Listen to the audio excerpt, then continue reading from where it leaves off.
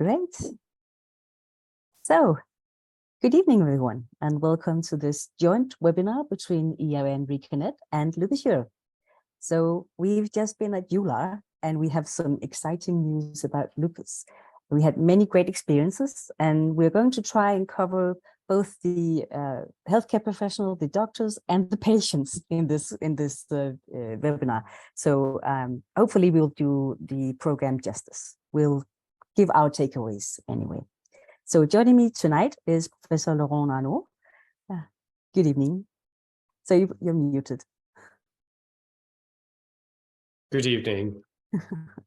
So Laurent and I will try and go through some points, and we will also see some videos from patient representatives from Lupus Europe who were attending EULAR. So let's move on.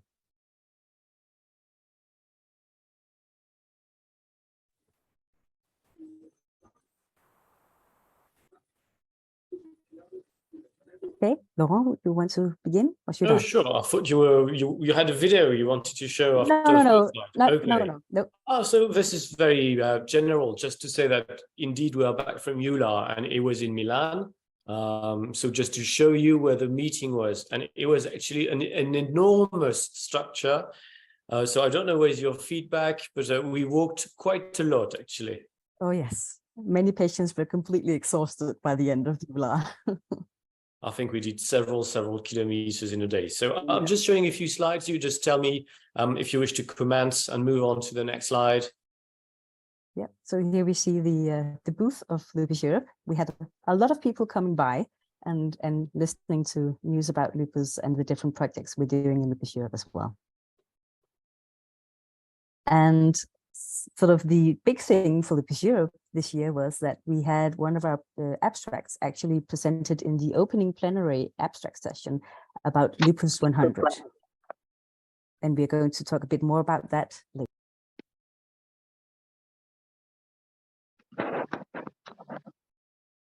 So this is the slide I have. Is there something to do with this? I think Jeanette is muted for a second. I'm not entirely sure. Yeah, you are muted, Jeanette. Sorry, yes. I was trying to talk, it didn't work. Yes, if you press next, there should be some photos. So one at a time. The first one is actually Alain Cornet, our then General Secretary, actually won the Power Best Abstract Award, which I think is great. Next one is from the Lupus 100, a step change in access to quality information for European lupus patients, presented by Zoe. Really great presentation. Next one is Alain presenting a poster on patient-doctor communication gap, and this was actually in the scientific program poster tour. The next one is Amy giving an oral presentation on Lupus Europe's PAN, so Patient Advisory Network, a huge double success, which was in the POWER program. And this was the one that won the Best Abstract Award. The next one is Russo, who's also connected to Lupus Europe. She did an oral presentation of the Pediatric World Arthritis Day campaign. And of course, next one, we also had some panel discussions. The next one is Francesca and Lena. They have presented a poster on access to education, also about the lupus100.org in the scientific program. And the next one is Delilah, presenting on the association between diagnosis delay and disease activity with burden of the disease in 4,150 European patients with lupus. And that was also in the scientific program. The next one was my own presentation in a fishbowl session, also in the scientific program, on my journey to the specialists of my rheumatic disease. And the last one, we did a lot of networking. So patients were everywhere, as you can imagine, doing a lot of different things. So now I think we have a video we want to share. Okay, so I'm stopping sharing the screen. This is with some general feedback from patients about the Congress.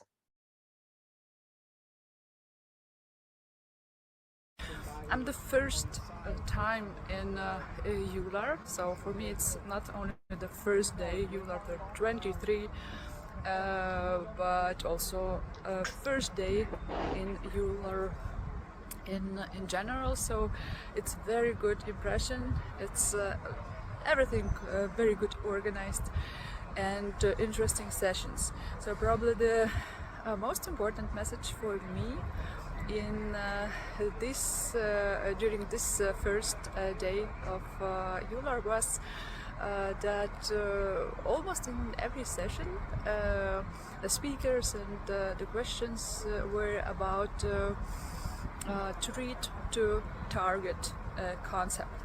So how to practically help the individual patient. So it's not it's about everything. Actually, it was about the patient and me being as a patient here. It was a very nice and really hopeful sign. I'm very grateful that I was able to participate in the EULAR Congress. This was my second time in this conference.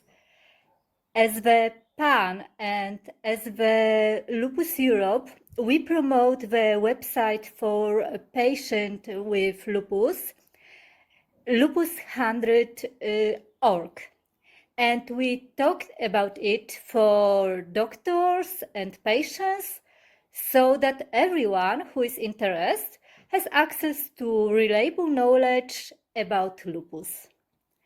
For me, the Congress itself is a big dose of new knowledge, especially new perspective and treatment options for lupus, which gives hope for many patients. But above all, it's new contacts and new opportunities for cooperations to do even better for people with lupus. I'm very happy to take part in this great convention. I had the chance to see very interesting presentations, and also I had the chance to present the big campaign we did in Cyprus and for a big awareness for people with RMDs. What EULAR 2023 gave to me, it was new experience in communication during sharing leaflets with Lupus 100. Some people showed really great interest. What was the most surprised for me, that patients and doctors outside of Europe look for Lupus Europe support, helping to create patient organizations, and even more wider, to become part of Lupus Europe family. There were some questions like, is it possible that Lupus Europe will be translated to Arabic languages, keeping in mind that a lot of Arabic people live in Europe? Also, there were questions to be translated to Russian language as well. It was a really friendly atmosphere.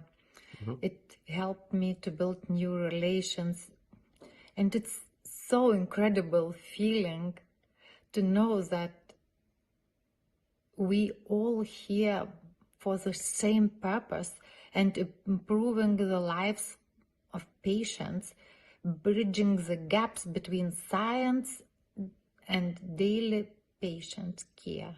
So lovely Congress.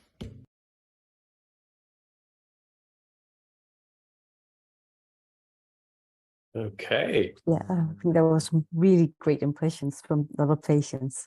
So, Laurent, will you tell us a little bit about the doctor perspective?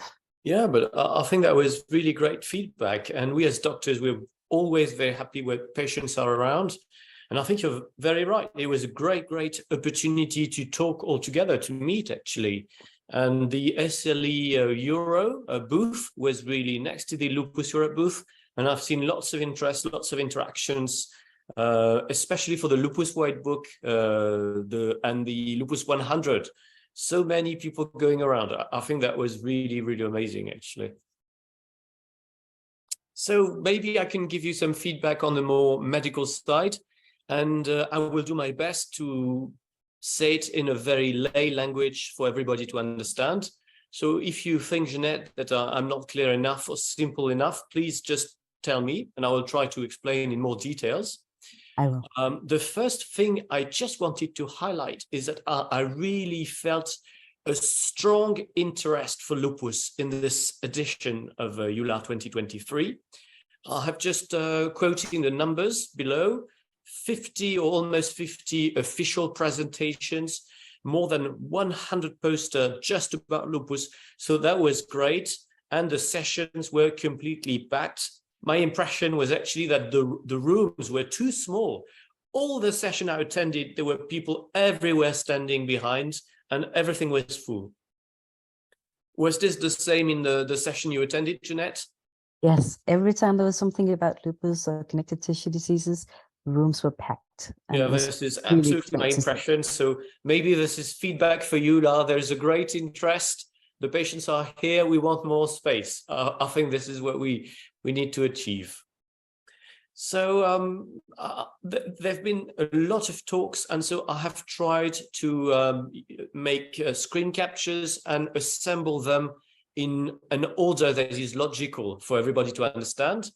And the first step I'd like to talk about, because I think there are some great studies, is this step.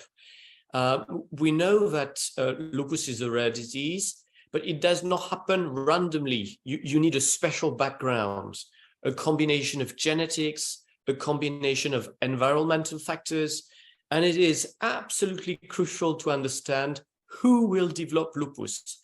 And there was a great study about that. But just before, I'd like to say a word about a session which I thought was really great. It was precision medicine. I don't know if you were there, Jeanette, this specific session.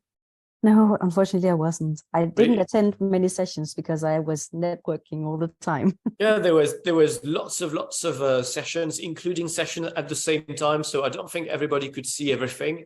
But that was really great. And basically, the idea is, how can we move forward in the context of lupus? Can we find biomarkers to understand better who is going to have some specific complications? Can we reclassify autoimmune disease? So that was a great session. And it was completely packed. People were everywhere. So lots of interest. And Marta Alarcón-Riquelme, she works in Granada, in Spain. And she presented beautiful studies about the reclassification, molecular reclassification of lupus. That was very impressive. So this is really the study I want to tell you about. This is a study from Greece, from the team of George Bertsias. And really the idea is, can we try to guess from someone who is at risk of lupus, who is actually going to develop lupus? And so for that, he studied a cohort of what we will call the high-risk individuals for SLE. And basically, it is people from the general population, but who have autoantibodies, anti-nuclear antibodies, ANA, but no formal criteria for lupus, or first-degree relative of persons with lupus. And you know, because of the genetics, that there's a high risk of the family. Actually, 10% of cases are familial cases. So this group of people, there's around 65 people, nobody actually has lupus, but everybody is a high-risk individual. And what is really great with the study is that the Greek team will prospectively monitor these persons. So I'm not saying patients, because these persons are really healthy individuals. They are at risk, but they don't have SLE. And we see 5 years later what happens. So this is in the little boxes here. You have 36 non-progressors, 36 progressors, and there are also healthy controls. And based on that, they study the genetics actually, and they show several things. So what we are really interested in here is who is going to be a progressor, meaning who is going to get classified as SLE. And there are lots of things going on, but of course there is a deregulation of the interferon type 1 pathway. And this is very important because, as you know, and we'll talk more about that later, but interferons type 1 is a very important cytokine in the context of lupus. So there's already in these healthy individuals who are at risk an abnormal expression of interferons type 1, and that is very, very important. And this is really what I want to show you, is what are the predictors of progression. And there are two main predictors. The first one is to be a first-degree relative of someone with lupus. So in the cohort, not everybody was first-degree relative, but the fact to be first-degree relative multiplied by 2.21 the risk to develop lupus. So that is bad luck. You cannot do anything about your genetics. You cannot change it. So we have to take it. But what we can change is the second line. This is smoking, being a former smoker multiplied by the same as the genetic 2.15 the risk to get SLE. And this is, I think, a very, very, very important message, that we should absolutely not smoke in the context of being with ANA, high-risk individuals for lupus, because it drives the progression towards lupus. So I don't know if you have feedback about that, Jeanette, but I think this is really interesting because it's one of the first study to really predict who's going to get lupus. It's really, really interesting, I think. And it will be interesting to see how this develops as well. So we can hopefully find some more signals we can look for, and maybe potentially begin treatment even before diagnosis, which we know the earlier we can make the diagnosis, the better the prognosis is. So definitely really interesting. And about the smoking, we know that smoking when you have lupus reduces the effect of the medication and also makes the lupus progress worse. But now we have a case before you get the diagnosis as well. So smoking is bad no matter who you are. Absolutely. So just to rebound on that, there are two slides that I wanted to show. So these are from my personal studies, but this is a study we did with François Chasset in France, who is a dermatologist specialized in lupus. Smoking reduces by 50% the probability to be a responder to plaquenil hydroxychloroquine for the skin. So minus 50% if you are a smoker compared to non-smoker. So that's a big difference. And actually, we already knew that smoking was a risk factor for SLE. This is a meta-analysis that we did a few years ago. The increase in the risk of lupus is actually by 50%, which is an enormous increase. But the way that George Butzius has shown is very much in one study, which is a prospective study. So it's even more robust. So this is a very, very good reason not to smoke in the context of lupus in general. I'm sure it's a question that is included in Lupus 100, actually. Yeah, it is. So the second point I wanted to discuss is everything related to disease activity, damage, and so on, because there are lots of things about treat to target, and this is very related. So just to make it clear for everybody, disease activity are the manifestations due to lupus that are potentially reversible. If you have arthritis, you treat, it disappears. If you have serositis, for instance, pericarditis, you treat, it disappears. By contrast, damage are irreversible lesions. This is slightly evolving, but the idea is that if you have osteoporosis due to corticosteroids, of course you can treat, but in a way it's there. So that's a very important distinction between disease activity and damage. And this is really the focus I want to do, because there are lots of studies about damage. So this is not presented at EULAR. You can see it's a paper for 2003, but I think it is very beautifully illustrated the problems we are talking about. You see damage accrual with time. What you have on the left panel here is actually the damage score on the vertical axis, and what you have on the horizontal panel is the time. And you see that with time, even very early, unfortunately, persons with lupus will accrue damage.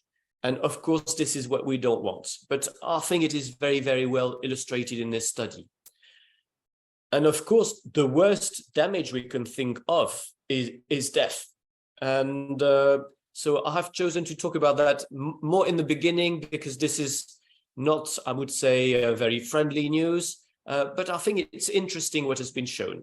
So the first point is that, as you know, the survival in SLE is excellent, more than 95% of survival at 10 years. So the overall prognosis of the disease is very good. But we know that there's a gap, and unfortunately, a few patients will die, and that is always very, very sad studies. And so there was a very, very important study that was presented by the Spanish group from RELECER. RELECER is the national database for lupus in Spain. And this is about the reasons for dying with lupus. But there are some good news. The first one is that they surveyed different time periods until 1980, the 1990s, and now more recently. And what you can see is that the general trend is that it is decreasing. So that is the first news. We already have good outcomes during the last decades, but now it's even getting better. And the second point, and I think this is why the study is interesting, is that they report the cause of death. And you see it's color-coded, but what you have in blue is death to lupus activity. What you have in yellow is death to infections. You see that cancer is going down, probably because we are screening people better and better. In red is cardiovascular events. Everybody knows that the cardiovascular risk is increased in lupus. And in gray, we don't know. But what you can see is that everything is going down. And I think especially cardiovascular mortality, because we are screening better, we are giving cholesterol blockers if needed, treating diabetes is needed. So I think this is much, much improved over the, I'd say, 2 or 3 last decades. Yeah, and we actually have some questions. I think maybe we should take one of them now because it's connected to this survival rate. Sure, absolutely. So, Alan asks, what is the average population survival rate at 10 years? So the average, are you talking about the general population, or are you talking about persons with lupus? Persons with lupus. So there is a little, but it depends where you are. Areas, especially low and middle income countries. So I'm thinking Central America, Latin America. On some occasion, it can be higher because access to care is not the same. Yeah. But in Europe is 90-95% at 10 years. This is the survival rate, of course. That's very encouraging to know. Yeah, it's a very good news. Just to remind you, because I think that's important, before corticosteroids, unfortunately, 50% of persons with lupus were dead 1 year after the diagnosis. And in 1995, so it's 55, sorry, we were starting to have new drugs coming. The survival rate at 5 years is 50%. So now it's more than 95% at 10 years. So this is incredibly better. And Laurent, how does that compare to a person not having lupus? So we have some very rigorous data. Unfortunately, it's multiplied by 2 to 3 compared to the population of same age, same sex. Okay. So it remains much higher than the general population. Okay, thank you very much. Do we have other questions about that theme, or shall I move forward? We have some about smoking from before, so sure. let's take them now. So you talked about when you're a smoker or you're past smoker. What about secondhand smoker? So there are very, very little data for that. There's data in oncology for lung cancer, but for lupus, the data are very limited. When we pooled the data in the meta-analysis, we found no robust information about that. So I cannot give you a very clear answer for that. No, I wasn't expecting. My guess is that it's not healthy, but we cannot prove there's a relationship for now. No. And the other question is, could lupus activity decrease when you quit smoking? When we quit smoking. So we don't have data for that, but there are reasons to think that tobacco smoking contributes to the activation of the immune system. So I'd say this is an additional reason why people should not smoke. Of course, there's the cardiovascular risk, the oncogenic risk. Thrombosis is already high, especially with antiphospholipid antibodies. So definitely we should not smoke. But I do think that there's an additional role in the control of disease activity. Just to make this clear, we said it before, the efficacy of treatment is decreased in smokers. So by stopping smoking, we improve the way the treatments will work. So I think it helps to control disease activity. Yeah, I think you're right.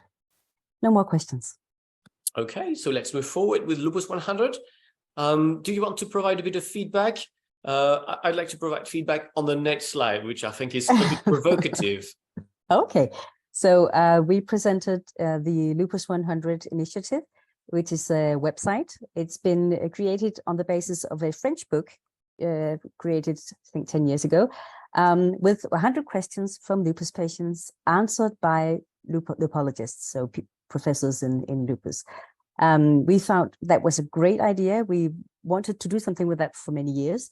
So finally, now we have the people and the power to do it. So we translated the French book into English, removed some of the very Frenchy stuff, put some. I don't know what you're talking about. No, right. and added some new questions that are more European, and also, of course, updated it. So making sure that new treatments were in there, new data, new facts. Then after having that in English and putting it on the website, so website is called www.lupus100.org. On that website, you can find the English version, but you can also find 11 other languages at the moment, and we are expanding all the time with other languages. So have a look at the website and see if you can find it in your own language.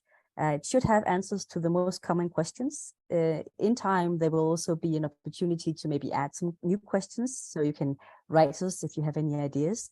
And if you didn't get the website, it's lupus100.org, and then you can click on your flag. I think this is really good, a really good way to avoid all that fake information that's online nowadays, where you read, for instance, old research about 5% survival rate and so on.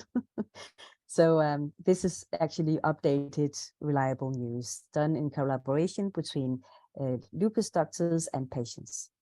I think that is such a great initiative, because hoax, fake information or bad medical information is really everywhere.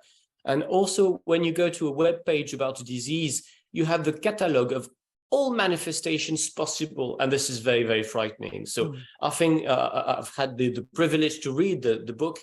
It is very, very well designed, and it answers questions in a very clear language. So I think that is great. Yeah, and not only for patients, but actually also doctors find it useful. Absolutely, so I'm not surprised, actually. Not everyone is a lupus specialist, right? Absolutely.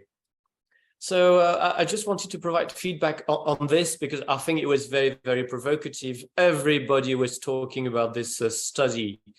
Who is better at answering questions? Is this doctors, physicians, or is this automated systems, computers, chatbots?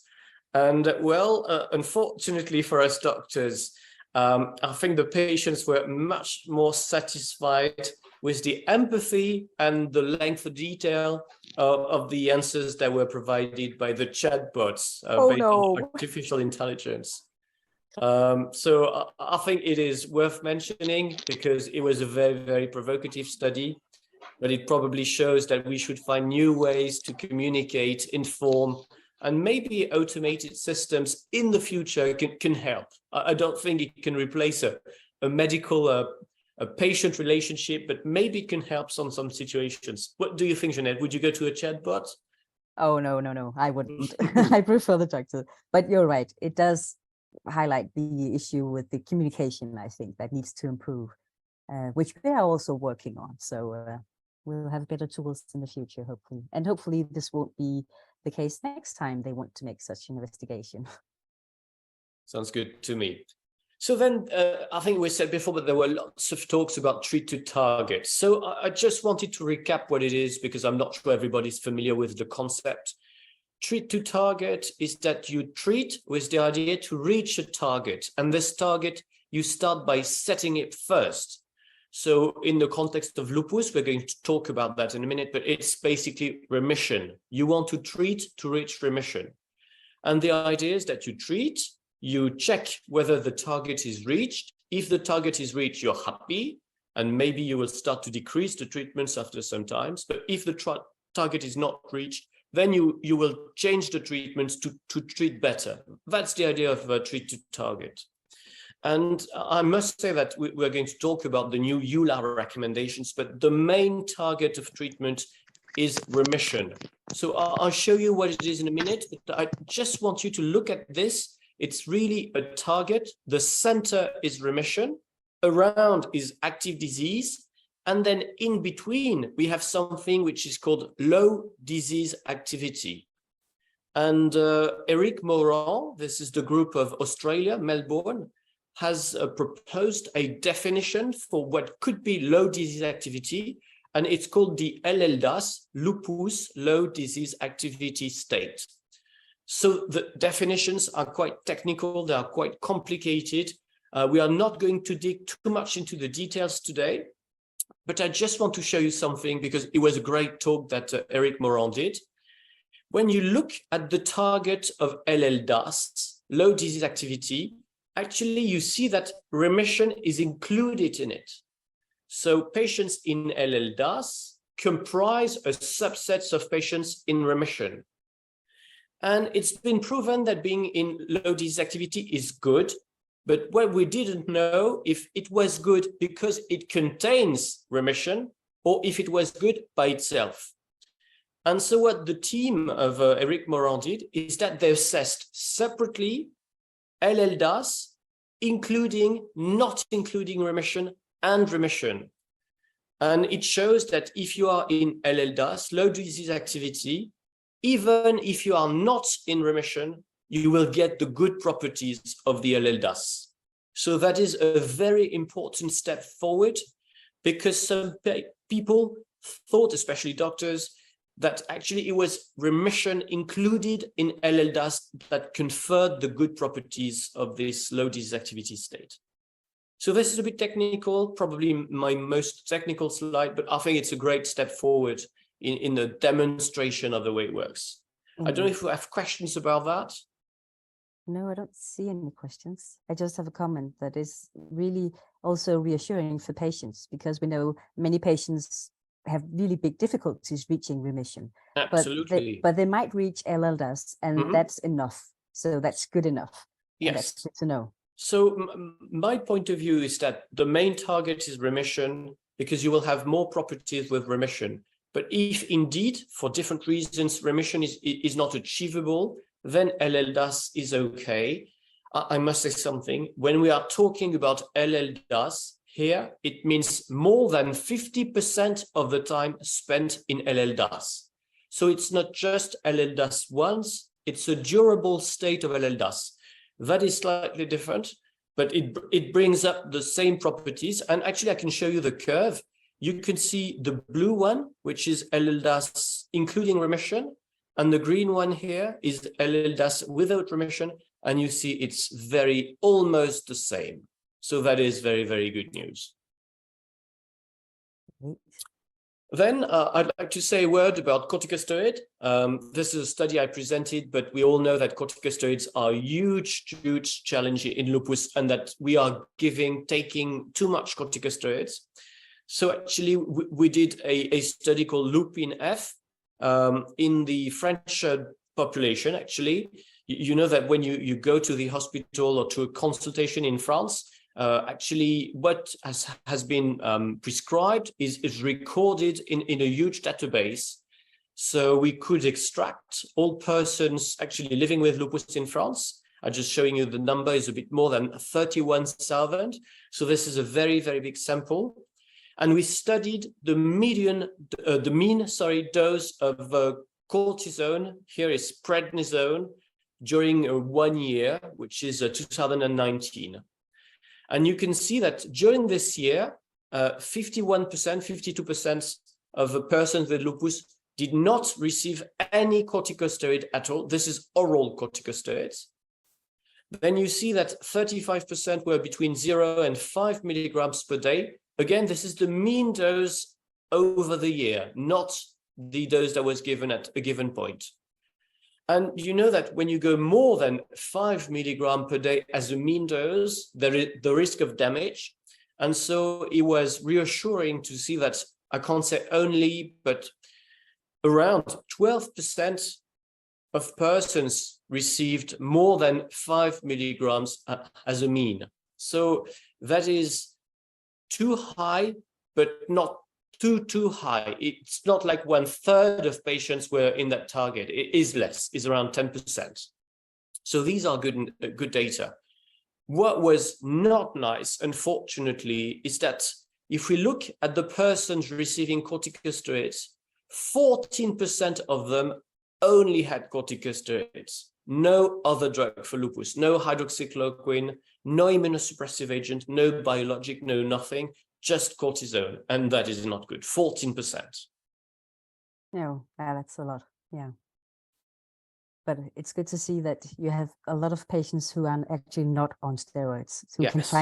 can find other treatments, or it doesn't need any treatments. So that's absolutely what it means. Yeah. Other persons being in remission and they don't need corticosteroids anymore, or they needed corticosteroids, but we find ways with immunosuppressive agents and so on to control the disease well enough.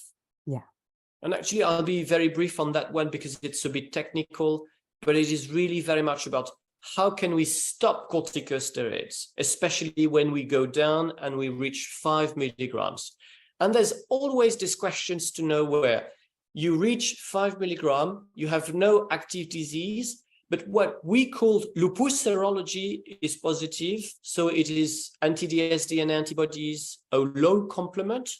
The question is, when you reach 5 and you have these markers, do you need to stop or do you need to go on? And these are very, very reassuring data. It shows that if you decrease corticosteroids, the disease will not flare up. You will get less damage.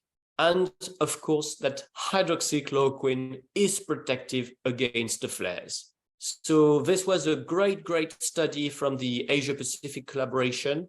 Very, very interested audience with lots of questions.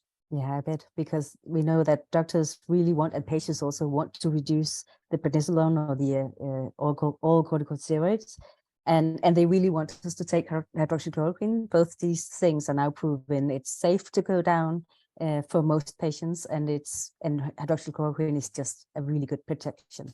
I fully agree. There were lots of posters, lots of talks about the immense benefits of hydroxychloroquine in lupus. Lots of talks about that. Yeah. I have a question about, sure. Before we move on to your very interesting project in a bit. We talked about LLDAS. So Sophia wants to know if there's do we know the levels of quality of life for patients with LLDAS? And what's the difference in relation to patients in remission? So it was not reported in this specific study, but there are data showing that when you reach LLDAS, the quality of life is improved better than not reaching LLDAS. And this is the same with remission, but it has not been compared one to the other. I'm not aware of a study doing that. What is key is that reaching LLDAS is, of course, better control of the disease, and it's significant improvement in quality of life. It's demonstrated. So Natalia wants to know, so not more than 5 milligrams of prednisolone is advised with the target of stopping it? Is that correct. Right? These are the new EULAR recommendations. We'll talk about that in the end. But the new target now is 5 milligrams of prednisone maximum. Yeah. Thank you for that question. Now we can move on to LEAF. Yeah, but I'll be very brief because with RECONNET, we've done a webinar on fatigue. So I just wanted to say that Lou has done an amazing job. She presented the study, I think, very, very beautifully. Just to remind everybody, but Lupus Europe was very much part of this. We've been very privileged, more than 1,250 persons with lupus trying LEAF. And I just wanted to highlight a few results. And this one in particular, it's a correlate. You need to briefly explain what LEAF is. Absolutely. So, you know, it's a computerized system that measures fatigue. So you answer questions that are using validated PROs. It measures fatigue using different scales, and then it assesses quality of life, sleep, pain, physical activity, stress, anxiety, depression, and it gives you your own personalized profile. And this is completely online on a computer, so you can do it on your living room. And this was developed by my team, but we really think that this is a new way to deal with this complicated manifestations, which is fatigue. So that was the first step to help patients to have the opportunity to do that at home. And this slide, I think, is very important because it's fatigue assessed across 3 different scales, 0 to 10, one scale that is called the MFI, and another one which is called fatigue. And what you can see is that here is more severe and here is more minor. And each dot is a person who has answered. And you can see how the dots are scattered, but are regrouped in the, I would say, moderate to severe side of the scale. You see that there are very few dots on no fatigue. The cloud is very much towards severe fatigue. So I think that is a very important message. And then I'll be very brief about the results because we've presented them again. But, you know, it assesses comorbidities, and you can see that there were very high level of these comorbidities, high level of clinical depression, high level of anxiety, of pain. So I think it really shows that we need to work all together to improve these outcomes. This is the main message I wanted to say tonight. We have already presented the data, so I just wanted to recap what I think is crucial. Yeah, I think this is a really, really interesting also look into what is behind fatigue. It's not only fatigue, it's a lot of other areas that sort of interact with each other, right, and create the fatigue. So Natalia is asking what LEAF means in French. So it's an abbreviation, I think, in right? English, it's the Lupus Expert System for the Assessment of Fatigue. Yeah. Thank you. My pleasure. So thank you very much to you, to Lupus Europe, but also to everybody who has participated to this tool, because this is for you, but this has to be done with you. This is where we want it. So it's a very beautiful collaborative work, I think. It is. KatT Cells, that is so important. Everybody's talking about KatT Cells. So Georg Schett gave a very, very beautiful lecture. But before I show the results, I just wanted to show you one slide to be sure that everybody understands what we're talking about. It's a new type of treatment. For now, it is limited to very refractory cases because it is a bit dangerous for now, and it's very, very expensive. So you take some bloods from someone with lupus who is very, very sick, a refractory patient, and you take the white cells. And these white cells, in vitro, in the lab, you will modify them. Basically, it's called transfection with a virus. So you insert a virus, and the virus will inject some new DNA inside. So it's a genetic modifications to the cells. And the reason why you want to do that is that these cells will now express a new marker or a new receptor for a target of interest. And in the context of lupus, the main target of interest is CD19. It's a marker that is on the B cells, B lymphocytes. And these KatT cells, so you have them in the laboratory. They are the cells of the same patients from the beginning. You expand them in vitro, so they multiply. And basically, you re-inject them to the same person. So it's not a treatment for someone else. It's a personal treatment. Taking your white cells, making some genetic modification, expanding them, and reinserting them. And so Georg Schett has updated us on the results of the first 7 patients in the world treated with this treatment for lupus. So just to show you, these were pretty young patients, as you can see. This is the age, a huge majority of females, different disease duration. But what is really striking to me is that all the treatments failed before for each of these patients. So lots of failures. And these were actually patients with refractory lupus nephritis, because everybody had a lupus nephritis. And the results are really, really amazing. All the patients reached the DORIS remission, and for now, all the patients are in a drug-free state. So I think there's a lot of hope with these therapies. As I said, only 7 patients. It is not indicated in lupus. This is research. We need a randomized control trial. It is very costly. It is technically quite difficult, but maybe in the future, it will be something really transforming for lupus. And I'm really crossing my fingers, actually. These are really amazing results. Yeah, and I think the lupus population has already sort of smelled the air of this and is seeing a new hope. And we don't want to raise the hope too much right now, because as you say, it's still very much experimental. Yes, many limitations. Yeah, so we're looking forward to seeing the results of trials coming up, which are already been put in place. So it will be interesting to see what the future brings. But this is indeed very promising. So indeed, it is not possible to go to your lupus specialist and say, can I have KatT cells? This is definitely not working for now. But these preliminary data are impressive for refractory and very severe cases. Let's wait for the phase 3 results, actually. Yes. Then there were lots of talks about lupus nephritis. And I just want to highlight one result, which I think is very, very striking. Because you know that when we follow up lupus nephritis in time to ensure that persons with lupus are actually getting treated well and going better, we follow proteinuria, 24-hour proteinuria. And this study by Andrea Fava shows that there are many, many markers, new biomarkers, which performed better than proteinuria. Proteinuria is in red here, and everything that is here is performing better. But what is a bit sad is that these markers, they are laboratory markers, and they are not incorporated in real life in the patient pathways.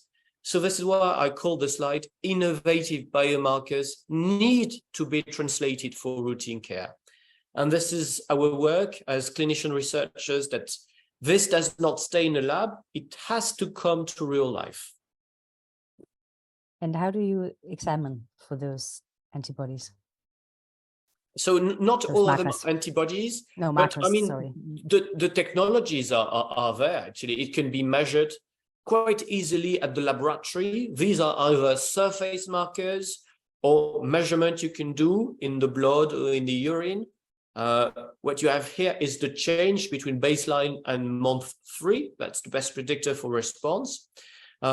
But these techniques, they exist. Simply, they are not used as a routine laboratory assay for these markers.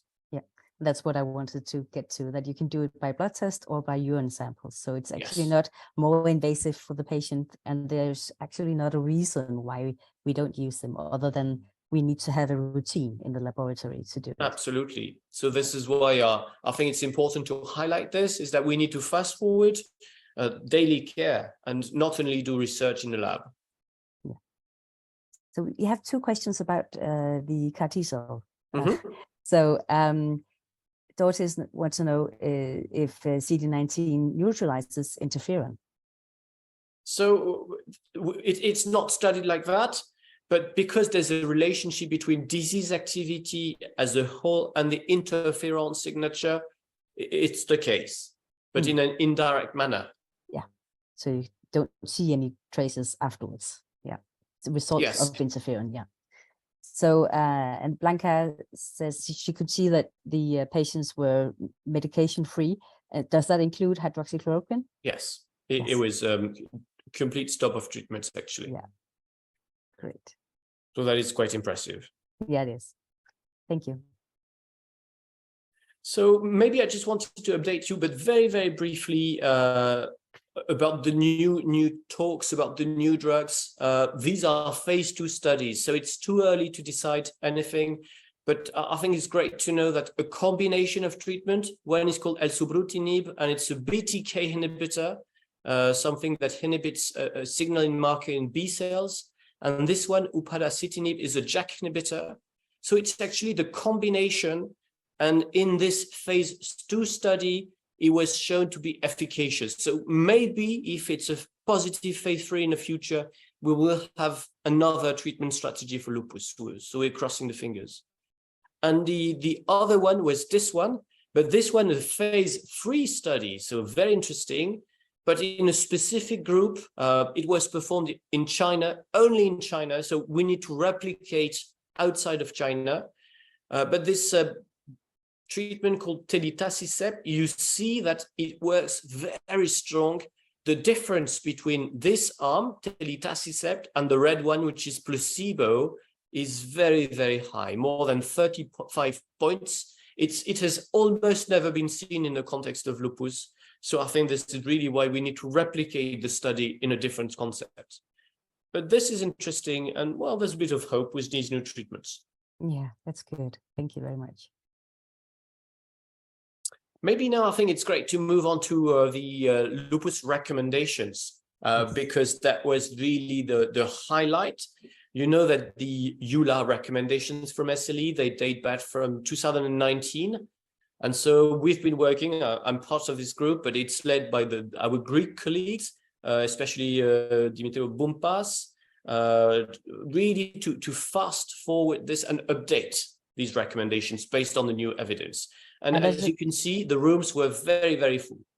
I just want to say one thing, that actually this time there was a patient included in the working group. So we've been working as a team, which was really great, I think. I agree. So Jeanette, you are actually part of these group. And I think it is a very, very interesting opportunity, because it's always the same. We need to cross the points of view. That's how we make the recommendations better. Exactly. And especially for these overarching principles. So maybe I can read them briefly, and maybe you can comment if you think. The first one, point A, is that SLE requires a multidisciplinary and personalized management with lots of things: patients' education, shared decision-making, and to take into consideration the costs to patient and society. So this is quite new. I like it. Yeah, I really like it. It's very much patient-focused, I think. And I think so too, actually. The good thing about it, yeah.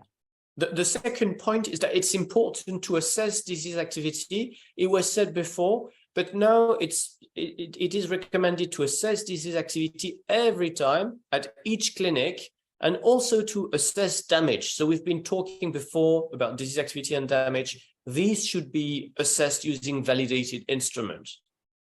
Yeah, and I think that's what some doctors forget, that you have to keep measuring, because you don't know how the patient is actually doing. If they say, I'm doing fine, you shouldn't rely on that alone. You should also test. Point number C is the non-pharmacologic intervention. So again, I think we emphasize that sun protection, smoking cessation, diet, good diet, exercise, this is very important for general health, especially in the context of lupus. Yeah, I think it's even more important when you have lupus, right? Because then it really makes a difference on how you feel. The point D is about the treatments. And basically the idea of this point D is to say that the type of treatment we choose, it should be adapted, dependent upon the patient characteristics, the type and the severity of organ involvement, and of course the comorbidity and the risk factors. So this is very much personalized treatment based on severity. And this should go without saying, right? This is natural. I think so. Yeah. But I'd say it's even better to say it, actually. It is better to say it. That was the idea of this point D. E is early lupus diagnosis, especially lupus nephritis. We don't want to discover lupus nephritis late. So it means that we need regular checkup to be sure that we do not have complications going on, especially in the kidney, but not only in the kidney. Yes, and definitely keep examining. That's the way to go forward, I think. Yes. So these are the overarching principles. So these are like very general points. And then there are some specific recommendations which are a bit more technical. There are 13 of them. So it's on 2 slides. Maybe we are not going to look at every one of them in detail, but maybe I want to highlight at least the first 2 or 3 recommendations, because I think they are the most important one. I agree. The first one is really about hydroxychloroquine.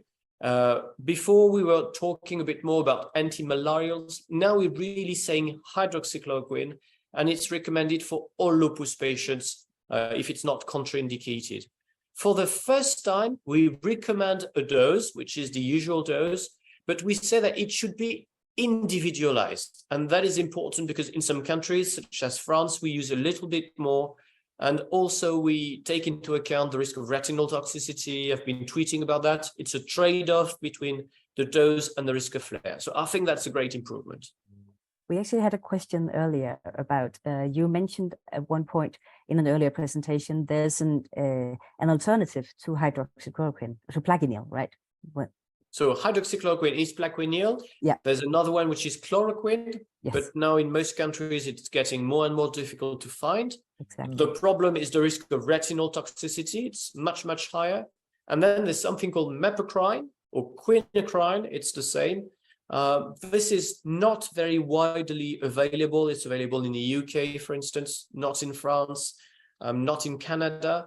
It has some nice properties, but there are some side effects, not on the eye, but it changes the color of the skin. So it's not an ideal drug, I'd say. Thank you. The statement number 2 very much connects everything we said. It's coming back again to corticosteroids, that we should use corticosteroids, especially for the dose, based on the type of the severity of the organ involvement. And what we mean here is that it should not be 1 milligram per kilogram for everybody on all occasion. It should really be taking into account the severity of the manifestation. That is so crucial. Yeah. The second point is the chronic use. Before, in 2019, it was recommended to stop, and if you cannot stop, to go below 7.5 milligram per day of prednisone.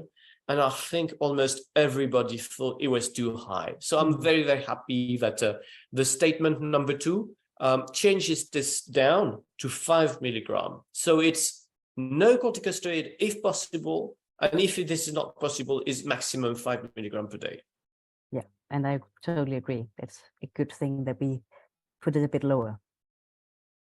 There's a little sentence about the use of pulses of methylprednisolone, but I'll be brief about that because we are all using pulses in different situations, but the literature for the pulses is not so good. And I think it reflects in these numbers who show that this is not a very strong recommendation to use pulse. You may use pulses, but you have to know it's not formally validated in the context of lupus, except on very special circumstances. Some doctors really rely on it and others don't use it at all. So absolutely. Yeah. And also the doses, is it 1 gram? Is it 500? It's so variable. So the idea is that if you wish to use pulses, you can use pulses, but let's say it's not formally validated or demonstrated as useful. The statement number 3, and I think this is one of the last one we're going to talk, but it's an interesting one, is about these new strategies, biologics, targeted treatments. When shall we use them? And so what we say is that you should start with hydroxychloroquine. And in patients not responding to hydroxychloroquine, either alone or with corticosteroids, or if you cannot reduce corticosteroids below what we've been saying before, 5 milligrams, then it is needed to add an immunomodulating drug or an immunosuppressive agent. So by this, we really mean the classical conventional immunosuppressive agents. So is methotrexate or azathioprine or mycophenolate, that's the kind of agent. And there's something subtle here is or biologic agents. And the idea with this is to allow, in some cases where it could be needed, to use biological agents. So for instance, belimumab or rituximab or anifrolumab before what it was used in the previous years, was the idea to treat earlier, actually, to use the window of opportunity. So that is a big change. Yeah, and a good change, I think. I think so. And then maybe I can just brief you through the other recommendations. we've been talking a bit about cyclophosphamide, especially when a disease is severe, about rituximab when it's refractory. So there are options in these circumstances. We've been updating the recommendations for the skin because there are new points. So it was interesting to rewrite these recommendations. We also updated the statement about neuropsychiatric lupus, I think, to make it more clear about what we should use. Immunosuppressive agents when it's inflammatory, and when we think that it could be thrombotic, then it's mostly aspirin or anticoagulant. So it's a bit different. So that is how it's written. And finally, the last recommendations, I think, are very, very technical, but they highlight new strategies or updated strategy for cytopenia, so low blood cells, especially low platelets. For lupus nephritis, the use of combination therapy with the new treatments, belimumab or voclosporin, for instance. We also made it more specific for the duration of these treatments. Before, it was not so clear for how long we had to go on with a maintenance treatment. And now it's very clear because there's a study called WinLupus, which was published last year. It must be at least 3 years. And finally, there are also rescue procedures, just in case things are bad. We have a recommendation specific for severe cases of lupus nephritis. So in the end, I think that we really made clearer what was said before in the 2019 recommendations. It's not a complete change, it's an update. But I think that the points that were a bit technical and questionable before, the dose of corticosteroids, it's been much more improved and in line with the new data that we have. And I think especially considering that these recommendations are, of course, for the specialists, but also for the non-specialists. It's really good that they now have more, that you now have to find many things that before was just a question of how you usually do it. For the new, I agree. I think many things have been regrouped actually in this publication. Yeah. And usually it goes to ARD, Annals of the Rheumatic Disease, which is a big journal in rheumatology. And well, all the rheumatologists, but also any specialist interested can actually access and read this. Usually it's published as open access. So I think that's really good for the dissemination of the information. And talking about that, Natalie is asking, where can I find these recommendations and how can I show them to my doctor? Yes, they are not published yet, but I think they will be published very soon. It was just presented at EULAR, but I think in the next few months it will be online actually. And we will put them on the Lupus Europe website when they get published. Mm-hmm. Are you maybe thinking of making a lay version of these recommendations? There will definitely be made a lay version. So let's see when it will be done and by whom, but we would definitely be involved. Okay, thank you. So we are, I think, almost reaching the end of our debrief of EULAR. I have not talked about everything because you've seen that the huge interest for lupus, but I think I have selected what was the most important highlights. I don't know if we have questions. I suppose we do. We have a few that weren't really on the topic. So yes, there's a curiosity about diet and microbiome, because in the past we heard about the microbiome maybe playing a role for inflammation. Is there any news on that? Do you have anything new, or was there anything? I'm just going to show you something. I'm just going back to the slide of George Bertzius about progression. Look at this. And look at this number. It shows that there is no significant influence for the progression of pre-lupus to classified lupus with relation to the Mediterranean score. Yeah. So it doesn't mean it does not work, but it just means that in this specific study, it was not captured as efficient in a way. No. So it might feel better for some patients to be on a specific diet, and that's good. But there's no real evidence of it having any indications. I agree. Okay, so I think I will need to go to the videos the last videos from the patients. Okay. So, Zoe, you go ahead. Artificial intelligence in medicine. There are chances and challenges at once. From radiologist Leonard Jans from Belgium, from his point of view, it goes very fast. In some ways, it is beneficial. Artificial intelligence interprets scanned images, work faster, can detect lesions in joints and points images earlier, as a radiologist can notice. Artificial intelligence gives guides for rheumatologists, but it meets ethical and legal challenges. As Dr. Dennis Podubny from Germany said, it's like collection of data. Everyone must take care of data privacy, transparency and explainability, cybersecurity, intellectual property law.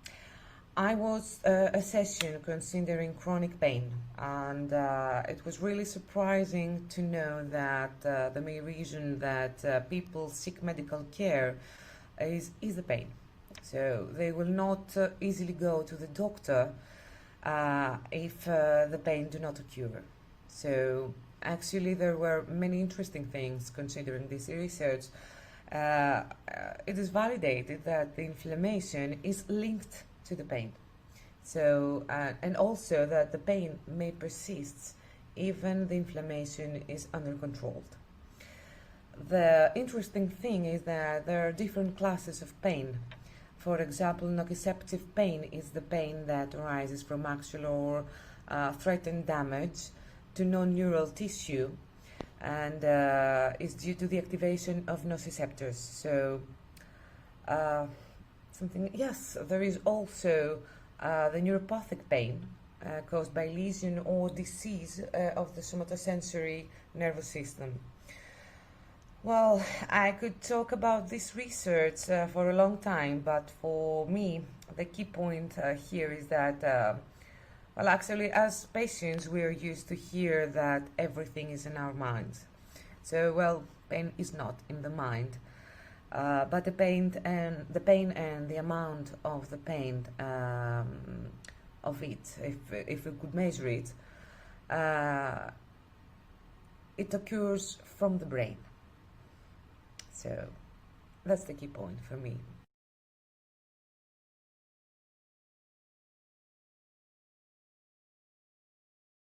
At EULAR, I chaired one session called Buy One, Get Four Free, RMDs and comorbidities. And I wanted to give you a little bit of a recap on what we went through during that session.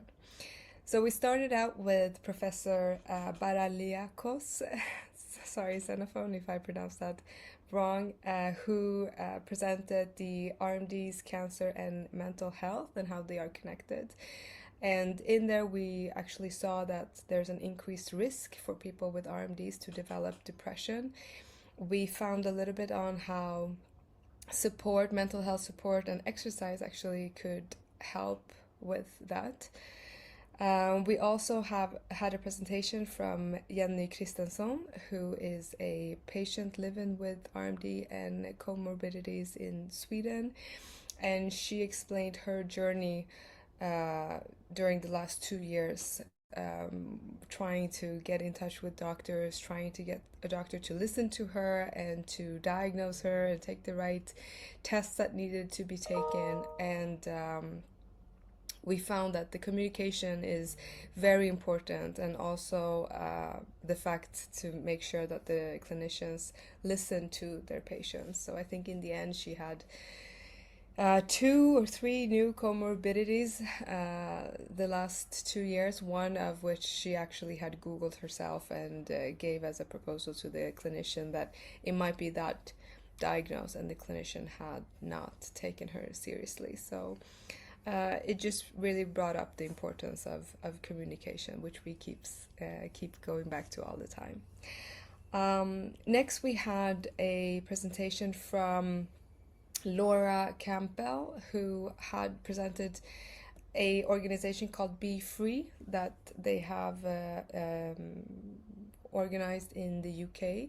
It's a collaboration between patient and professionals, where they are the mental health support hives, as they called it. They had 5 different hives for patients with RMDs living with chronic pain, and how to be their support system to make sure that they take care of each other and for mental health issues.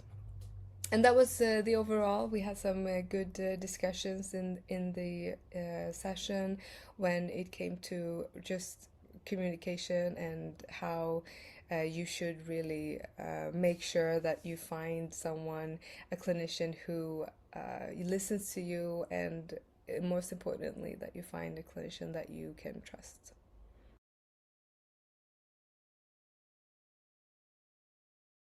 And we have one more from Alain. Alain and I both were at a lot of meetings and didn't see a lot of sessions, but we both had some takeaways as well.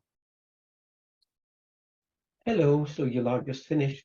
Here are my quick takeaways from attending this year's EULAR.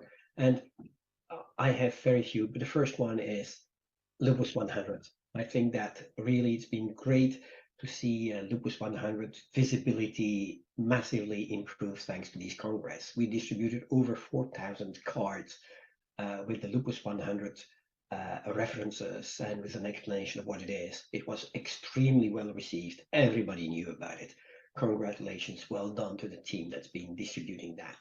Visibility of Lupus Europe was also great on site. We had a beautiful booth, very well staffed, almost always someone there ready to welcome the people, and a big interest. We had good visibility, we were on the right place, but we also had wonderful visibility on internet. And as you can see, we were one of the top influencers of EULAR. And that's great work from Nuria, but also of everyone being there and sending materials to Nuria so she could have something to fuel that influence and to drive it. Great visibility as well, thanks to our scientific activity. And we had obviously Zoe delivering a wonderful speech at the opening abstract session on Lupus 100. That was probably the best abstract of the opening session. A lot of interest, a lot of applauses. Well done. And she recommended to put Lupus 100 on prescriptions of the patients. We also had another oral abstract with Amy. Well done, Amy, on the patient advisory network. And we had posters that brought our visibility in the scientific sessions with posters on some of the outcome of lupus, living with lupus survey, and posters on Lupus 100, and a poster on patient-doctor communication gap. That was, again, visibility for Lupus Europe, which was greatly appreciated. But also, probably a first at this EULAR, we received visibility thanks to other people. And the example I'm showing there, and I've seen at least one other, I suspect there are more because I attended very few sessions, is Martin Aringer quoting the Living with Lupus survey in his own presentation. So Martin is the guru of classification of lupus symptoms and management. That's absolutely great. We exist, we are recognized, and that's wonderful. For me, personally, EULAR is not that much attending presentations. I attended very few, but it's a lot of contact. And this is one of my days at EULAR. And you see, it's meeting with doctors, it's meeting with industry, UCB, AstraZeneca, Otsuka, BMS, is having catch up with a lot of people. But I managed to find a bit of time to attend sessions. And one of the things that really struck me this year is how much new compounds are being analyzed. This slide, I won't elaborate a lot on it, but each name you see on that slide is one specific product that is currently investigated for lupus. And you see how many they are, and they are in different segments, different approaches at different stages of development. And it's great to see so much focus. But together comes with a concern. And the concern is, can we find enough patients to participate to those trials? Because most of the patients are not eligible for clinical trials. You only go in a clinical trial once the existing treatment typically have not delivered the right results. And so that means that it becomes tougher and tougher to find patients to go in clinical trials. One of the encouraging things is that more products are also currently identified for mild or moderate lupus, and those people typically have not been taken in clinical trials that were focused on severe lupus. But still, that is a challenge that we'll need to deal with in the future. How do we make sure that the best product goes into trial and not that we avoid using patients that are needed for some clinical trials on side less promising routes? But that's something doctors will need to work on. It's a concern for us. Another big thing has been the use of biomarkers, and biomarkers have been regularly mentioned. This is an example from Et Vital, looking at stratification using biomarkers, but biomarkers can be used for many things, and people start to look at what can we do, and such as how to better identify if the disease is active or not, how to better identify if a flare is going to come up, or looking at what is the best product. And so Marta Alarcon also spoke about that and say, oh, can we better look at the biology of the patient to define the best response and the best way to use the various treatments, and to select the best treatment available for a patient, rather than the current trial and error point of view. So is there a profile of patient that responds better to a profile of treatment? She also mentioned biomarkers in another very interesting way, and that's also coming up, is how can we identify a flare before it's there? Are there signals in the biology that would help doctors identify that a patient might face a lupus flare in 2, 3, or 6 weeks, or maybe even longer than that, maybe up to 6 months before? And so they start to identify some markers which might help us avoid that patients ever face a flare, because we could attack the flare before it's biologically fully deployed, and therefore minimize the burden of lupus flares. Very promising route. Quite interesting. So that was the second big element, understanding how biology can help get faster to the right treatment. And then the last big thing has been for me hydroxychloroquine inviting itself again in many of the SLE sessions. While I did not attend any of the specific sessions on hydroxychloroquine, so antimalarials, at regular, almost every session I've attended, somebody raised the questions around antimalarials, and with fundamentally 2 key elements. And one is that all analysis, and the most recent analysis, point out to the fact that antimalarials are working, that they're very protective, both against hospitalization and against death. And so you see here a probability of 99.9% that antimalarials increases your survival rate, and by a factor that's quite big, because the odds ratio is 0.34. So it is a very impactful way to improve outcomes in lupus, and the same is valid for it reduces hospitalization rate. Yet the other big data, and I don't have a slide on that one, remains that many people appear not to use anti-malarials and hydroxychloroquine even when prescribed. And so that is something that we'll need to continue to work on, to identify how we better understand what's at stake, how do we find ways to make it more acceptable for patients, and how we improve the patient-doctor communication, so that when people don't take a specific medicine, they can talk it very openly and discuss that with their doctors. So those were some of my takeaways. I'll have more, because EULAR has now moved online for some of the sessions, and so I'll have time to catch up during summer on what I missed during the Congress itself.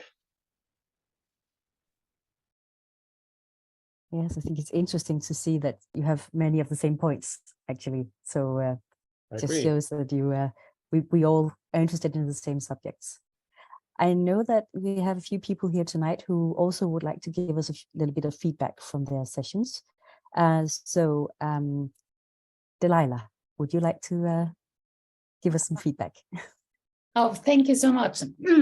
I think the feedbacks from you, all of you, has been great so far.